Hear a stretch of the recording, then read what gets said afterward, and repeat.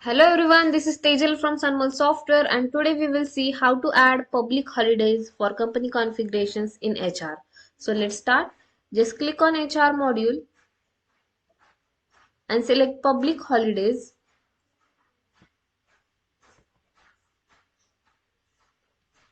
Just click on these four dots. You will see add public holiday option over here. Just click on it. Then select the cost center. Select the year. Then select the type. I'm just selecting other. Add occasion if any. I'm just adding other over here. Select that holiday date. I'm just selecting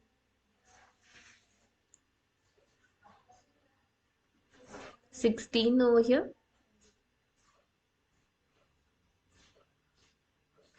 If any notes are there, then just add it. If it's an half day, just select it as yes and then active set as yes and just click on save button. Your public holiday is added successfully and you can easily view, edit and delete that holiday through these actions. You can quick search your results of public holidays through this filter and you can quick refresh that search result through this refresh button.